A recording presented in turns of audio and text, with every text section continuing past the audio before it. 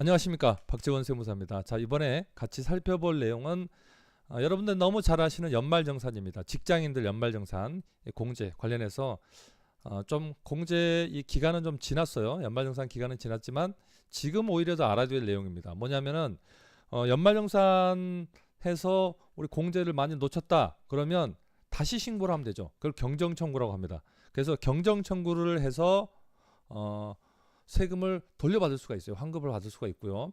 또 하나는 부당하게 공제를 받았다면 나중에 세무서에서 추징이 나옵니다. 그래서 추징을 예방도 하고 또 가산세를 붙여서 나오잖아요. 그래서 이 가산세를 줄이는 그런 역할도 합니다. 그래서 지났지만 한번 체크를 해보실 그런 기회를 드리는 겁니다. 그래서 만약 공제가 잘못됐다 그러면은 다시 수정을 해야 돼요. 자, 그런데 이 연말정산을 하다 보면 뭐 다 아는 거 아닌가? 매년 똑같이 하는데 라고 하지만 정말 많이들 놓치고요. 또 직장 다니다 갑자기 세무서에서 안내문이 날라옵니다. 잘못 공제됐다 그러면 이거 생돈 날라가는 거예요. 자, 그래서 그 기준을 한번 살펴볼 텐데 우리 연말정산 하면은 기준이 두 가지가 있어요. 기본공제를 받으려면은 하나는 소득 금액이 100만 원이 넘으면 안 됩니다. 두 번째는 나이 요건이 있죠. 나이가 20세 이하 그리고 부모는 60세 이상 이렇게 되는 나이 요건이 있습니다. 그래서 이 요건이 따져봐야 되는데 물론 나이 요건은 우리가 금방 파악할 수가 있어요. 자, 몇 살 이상이다 미만이다 라고 금방 파악되는데 이 소득 요건이 잘 알아먹기가 힘듭니다. 이걸 꼼꼼히 따지기가 힘들어요. 그래서 의외로 이걸로 놓치는 경우가 굉장히 많습니다. 한번 살펴볼게요. 지금 부양가족 공제를 잘못하게 되면 기본공제, 특별공제, 특별세액공제까지 다 안 돼요. 다 안 됩니다. 그래서 이 기준을 잘 알 필요가 있습니다. 자, 먼저 그 주요 사례를 한번 놓고 말씀을 드려볼게요. 주요 사례가 요 경우가 있네요. 배우자가 근로소득이 있다. 회사를 다닌다. 그러면 무조건 기본공제가 안 되냐? 배우자가 돈을 1,000만 원 벌어왔다. 공제가 될까요? 안 될까요? 소득금액 100만 원 기준인데 지금 1,000만 원을 벌어왔다. 그러면 될까요? 안 될까요? 될 수도 있고 안 될 수도 있습니다. 첫 번째는 이 1,000만 원을 받은 배우자가 일용근로자입니다. 정직원이 아니고 일용근로자라면은 공제가 가능합니다. 1,000만 원을 벌어도 공제가 돼요. 일용근로자라면. 자, 그런데 일용근로자가 아니다. 그러면 1,000만 원 벌면 공제 안 됩니다. 연간 총 급여가 500만 원. 500만 원 이하여만 가능해요. 그러면 500만 원 이하가 되려면 여러 케이스가 있는데요. 자, 500만 원 이하면 어떤 데가 되는지 한번 살펴볼게요. 첫 번째, 500만 원이 이하여야 되려면 월 얼마 정도 받아야 됩니까? 한번 계산해 볼까요? 500만 원 나누기 12달 41만 6천 원이네요. 사실 이렇게 받고 있지는 않겠죠. 이런 경우는 거의 없을 거고 이건 풀로 12달 이야기하니까요. 11월에 취직했는데 한 달에 250씩 두 달 받았다. 그럼 가능합니다. 10월 달에 취직을 했는데 500만 원이면 얼마죠? 3개월이면 166만 원씩 받았다. 자, 이런 경우는 공제가 된다는 겁니다. 자, 아내가 자녀를 키우다가 취직을 했어요. 그런데 10월 달에 취직을 해가지고 한 달에 166만 원씩 받았다. 11월 달에 취직해서 250만 원을 받았다. 두 달. 그러면 그 해는 공제가 되는 겁니다. 자, 아시겠죠? 그래서 500만 원 기준은 이렇다라고 보시면 됩니다. 그래서 일용근로자면은 가능하고 일용근로자가 아닌 경우는 연간 500만 원 이하면 공제가 가능하다. 그래서 혹시 그런 분이 있다면 한번 찾아볼 수가 있겠죠. 자, 두 번째는 이 기타 소득 금액이 300만 원 초과한 부양가족은 종합소득세 신고 대상이라서 기본공제 불가능합니다. 자, 이건 어떤 거냐면 직장인도 아니에요. 배우자가 직장 다니는 것도 아닌데 어떤 뭐 어디 가서 강연을 해가지고 500만 원 벌었다 이거요. 500만 원. 예. 자, 집에서 쉬고 계시다가 정말 이게 대학 어떤 뭐 전공한 게 있어가지고 외부에 강연을 해달라고 그래요. 그래서 가서 500만 원을 받았습니다. 그러면 소득 금액이 100만 원 넘었으니까 공제가 안 되냐? 공제됩니다. 왜 되느냐? 이렇게 한 번 강연 가가지고 500만 원을 받았다. 그러면 세법에서 정한 필요 경비가 80%입니다. 80%. 그러면 400만 원이 경비로 인정을 받고요. 100만 원이 남는 금액이 되는데 이게 소득 금액이라고 그래요. 그런데 연간 이게 300만 원이 넘지 않으면 신고를 안 해도 돼요. 세무 신고를 별도는 안 해도 됩니다. 그래서 공제가 가능해요. 그럼 반대로 이야기하면 기타 우연히 받은 소득이 1,500만 원이 넘으면 필요 경비가 1,200만 원이 됩니다. 1,500만 원이면 경비를 1,200만 원, 약 80% 인정을 해줍니다. 그러면 소득이 300만 원이 잡혀요. 자, 이 300만 원이 넘는 사람은 신고를 해도 되고 300만 원 이하인 경우는 신고를 해도 되고 안 해도 됩니다.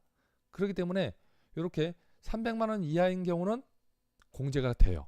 그런데 300만 원이 넘어가 버렸다. 그러면 부양가족 공제가 안 됩니다.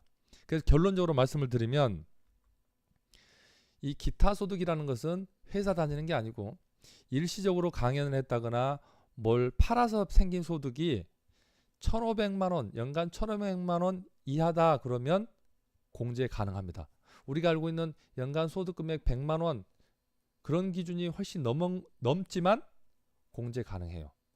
그래서 이런 소득 때문에 공제를 못 받았다 그러면 또는 공제를 안 했다 그러면 공제하면 됩니다. 자, 다음은 어떤 경우가 있냐면은 이런 경우예요. 금융소득이 2천만 원 초과하면은 당연히 부양가족 공제가 안 됩니다. 금융소득은 이자 배당 소득인데 2천만 원이 되려면요. 지금 투자한 거 말고 그냥 은행에 넣어놨다고 볼까요? 2천만 원에 나누기 3%?